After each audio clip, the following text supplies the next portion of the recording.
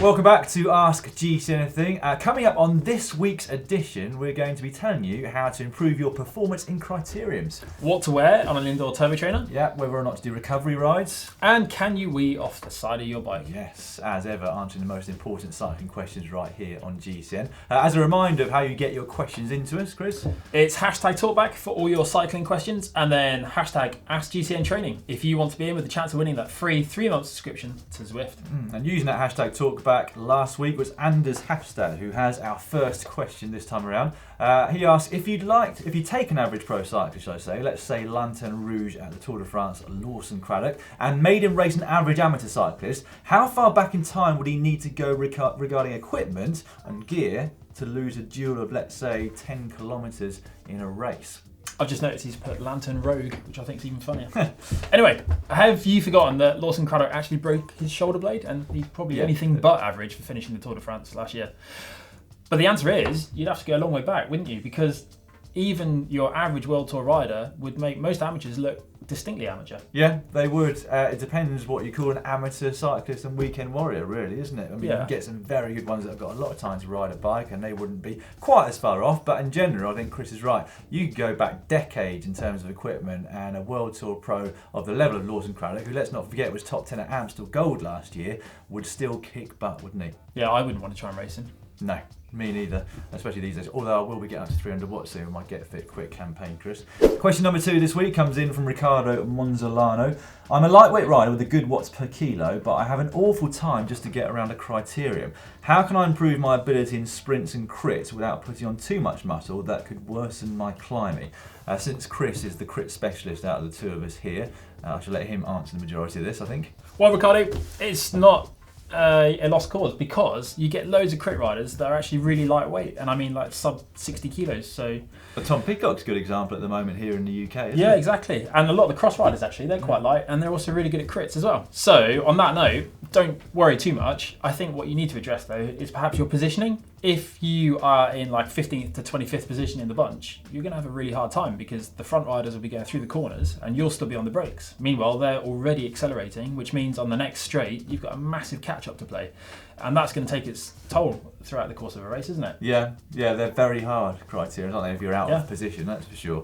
Also, the demands of the criteria are completely different to a time trial or a climb. It might feel like you're on your max the whole way around, which you are, but the power demands are unrecognisable, basically. Yeah. A good time trial or long climb will be a fairly steady power the entire time for an hour or so, whereas in a criterium it's just an enormous number of spikes and then rests and freewheeling, etc. So you need to kind of take that into account when you're training for them. You need to be good at sprinting and then recovering very quickly and then sprinting again. If you don't do that in training, you're probably not going to get much better at them, are you? No, unless you can get to the front in the first 5 to 10 minutes or sooner and then stay there. The riders in the first, from like 3rd to 6th wheel, they have a much easier time of the race than anyone else because they're not in the front, they're not in the wind, but at the same time they're not responding to all these accelerations that everyone is further back. Yeah, very true. Good luck with your criteriums this year, Riccardo. If you're out there and wondering what the hell a criterium is, we actually did a video many years ago with John Chocolate Voice Bevan explaining exactly that, and you can find it just here. What is a criterium?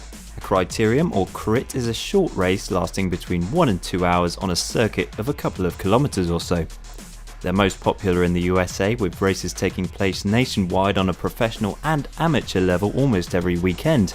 However, the appeal of the criterium is stretched worldwide, and of course one of the most star-studded crits, the People's Choice Classic, kicks off the year in downtown Adelaide every year. It's time to announce who has won 3 months free subscription to Zwift this week. That winner is Rich O'Donoghue. So get in touch with us on Facebook. Rich is training for a 100-mile ride due in May. He's using GCN's indoor training videos as part of his routine for some focused training, going out for a long ride at the end of the week, which he aims to up the mileage of each and every week. He's using Mondays and Wednesdays as a rest, Saturdays for optional gentle training. How many days a week could I use the indoor trainer before my long ride at the weekend? Do I need to have days off in between? He mixes the videos up to include high intensity interval training, sweet spot, power and strength. and wants to know if he's right to do so many different sessions in 1 week. Well, you've made the best possible start, I will begin by saying, in that you have set out loud now on GCN what your goal is, that 100-mile event that's coming up in May. That's really important when you start to make a training program so that you can keep your focus.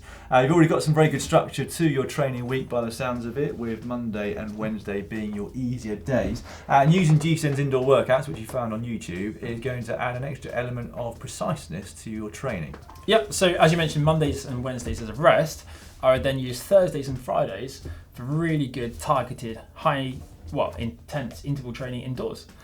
And doing them back to back will give you an extra boost to your fitness, as it will provide an extra stress to your body. Yeah, it's like a sort of form of block periodisation, really, isn't it, when you do a specific thing in 1 week? And that is exactly what I would suggest. So you target a specific aspect of your fitness each week. So on that Thursday and Friday back-to-back session, on 1 week you might want to focus on high intensity interval training. The next week you might want to focus on sweet spot, for example. Yeah, and by doing it back to back, you're really overloading that energy system. And when you start to recover from it, that's when you'll notice the benefits. It is indeed. What I would also suggest is that you structure it as 3 weeks of focused training on a specific aspect of your fitness, but then in a 4th week you do something that's far more unstructured, so that it gives you a bit of a mental break. And there's a great way of doing it. It's called Zwift racing. Yeah, it's quite painful actually, Dan. Yeah. So what you could do is go out for a really nice easy ride on a Thursday on the road if you've got the time, and then on the Friday log into Zwift and find yourself an event that appeals to you. You can either choose something that's short or long. You can do that differently every 4th week, can't you? And the reason for doing this is it will provide you with a different stimulus to what you've been doing throughout the week, but it will also kind of wake up every part of you. Yeah, it trains every aspect in one go, basically. It does, and that's important when you're doing it. Except recovery, perhaps. Except recovery. Yeah, as I said, they are kind of a mental break, but that said, looking at the faces of some of the presenters here when they've been racing, it doesn't look like quite such a mental break as perhaps it should be. But it means that you don't have to think too much about focusing on specific target powers or heart rates or cadences or whatever it might be. You jump on the bike, you go as hard as you can to keep up with the group, and it gives you a great workout. Yeah, and the best thing is you don't even need to worry about the result. You're just there for the training. Yeah, exactly. It's time now for our quick fire round, but since I'm back doing an edition of Ask GCN Anything, it's going to be far slower, I'm afraid, this week. No racing against the Australian Team Pursuit squad.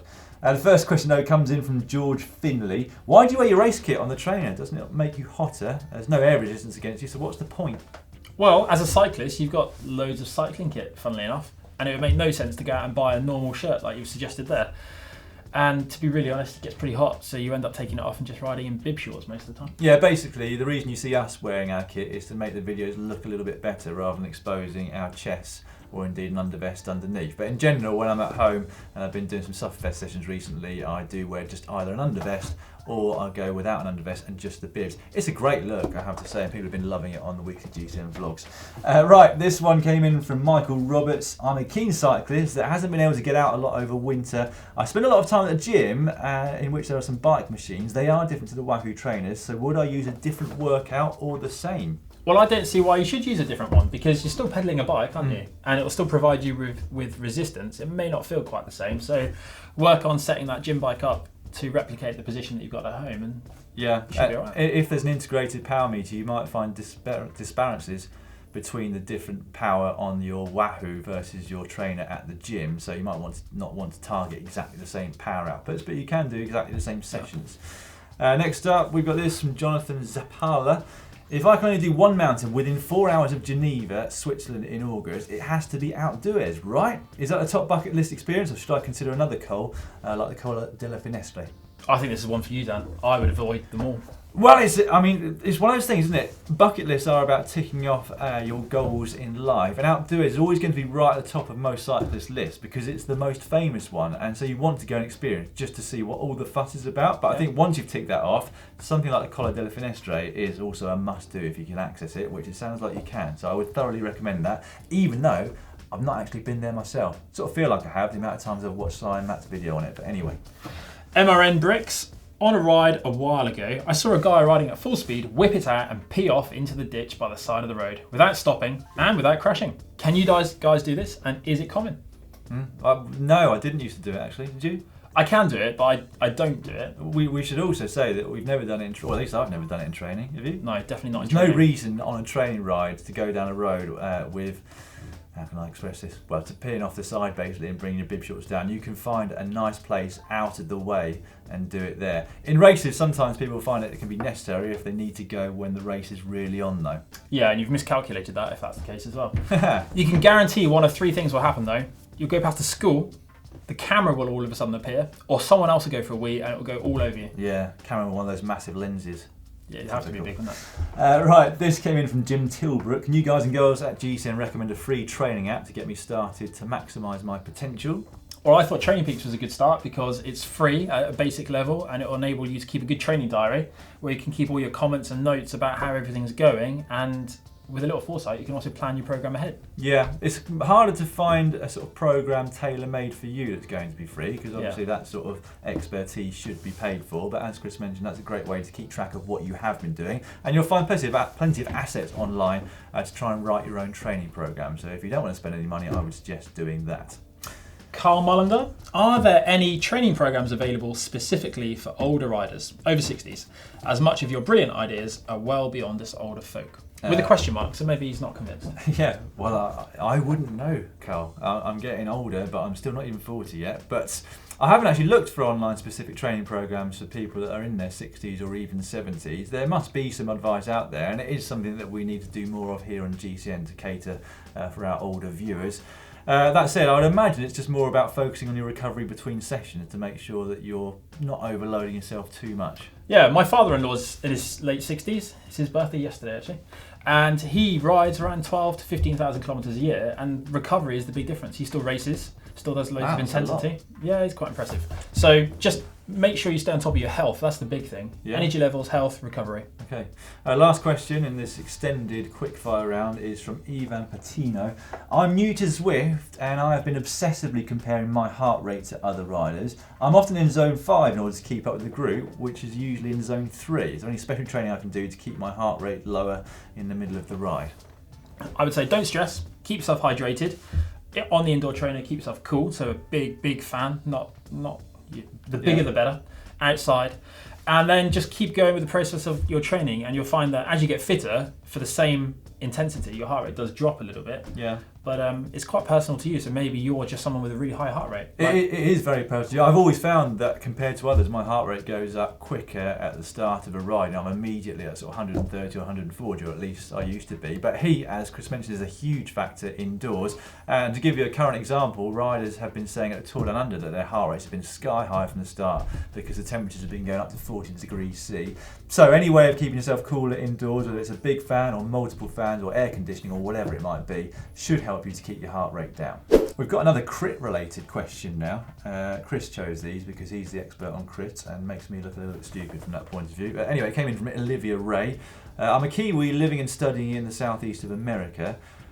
Talking a 60-minute crit, what is the best mental preparation you guys can give in regards to not letting an attack or a crash or anything negative, etc., affect you in the race? So personally, I was a sprinter, and crashes kind of are part of that. You know, you always spend your time avoiding them. You avoid hundreds in one race. And the key to focus on is what you want to achieve at the end of the race. So if you want to win the race, then you focus on that and nothing else really gets in the way of it. Coupled to that, I was also really confident at handling my bike, so I recommend going out and doing some really good low-speed skill sessions which help you become one with your bike, so you always feel confident in any situation and scenario, and that way you feel like you're equipped to avoid crashes and that they're no longer part of something that you're concerned about because you're just so confident on the bike. Yeah. That's the key to me. I crashed a lot and I always got back up and went back and crashed again, so I think being stupid sometimes can help you from that point of view. You still remain focused on your end goal, but perhaps I should have worked on my bike handling a bit, Chris. And relaxing on the bike, that's the most important thing, I think. Right, our final question this week comes in from Steve Bowden. Hashtag Ask GCN Training. Rest days / recovery spins. I spin my legs for 45 minutes on rest days, between 85 to 95 RPM. I understand the need, anything up to an hour seems to be the guide. When I hear you guys talk about rest days, you use words like feet up.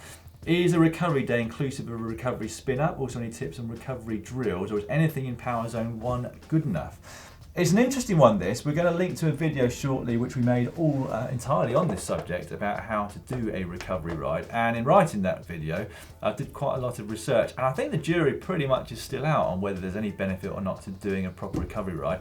If you do one, you should definitely keep it in zone 1, and you can just do 20 minutes or half an hour. I think anything beyond that, there's definitely no extra advantage. And I would also say that it's really only for full-time riders. If you're working full-time and you're training 4 or 5 days a week, on those other days, I would say just have it completely off, give yourself a mental break, don't get yourself kitted up, and just focus on the days that you are training. Go for a walk and have a light stretch if you really need to do something. Yeah, I don't think there's any kind of specific recovery drills that you can do. Just go out and do an easy ride if you have to and the weather's great and you want to go to the cafe, for example. But if you'd like to see that video all about recovery rides, it's coming up for you right now. Now, before we start to explain exactly how to do a recovery ride, what actually is one supposed to do then? Well, it is a way of gently boosting blood flow around the body through gentle exercise. And then the theory is that it will help deliver nutrients to your damaged muscles and also start to flush out some of the waste products from them that will have accumulated through hard training. I don't know about you, Chris, but recovery rides were always my favourite rides of the week. I hated them. I'd put them off. And in fact, recovery rides? I genuinely hated it because I'd hate my actual training. I'd always be really tired. Get kitted up, and then just think, oh, it's just a lot of hassle. 20 minutes on the turbo was enough. I'll tell you what I did as a real youngster, like 18, when I was really, really obsessed with getting the most out of myself. I used to start going on the trainer for 10 or 15 minutes in the evenings, really, really easy. And I actually found, at least from a heart rate perspective, that was quite beneficial. My heart rate would be lower when I'd rested for a couple of minutes afterwards than it was when I first got on there. Oh, yeah, quick flush through. Stopped doing that, it took up too much time and energy. Anyway, that's pretty much it for this week's Ask GCN Anything. A reminder of how you ask your question. You can leave it in the comment section just down below. You can use hashtag talkback on social media, or if you'd like to be on with a chance of winning 3 months free subscription to Zwift, the hashtag for that is Ask GCN Training.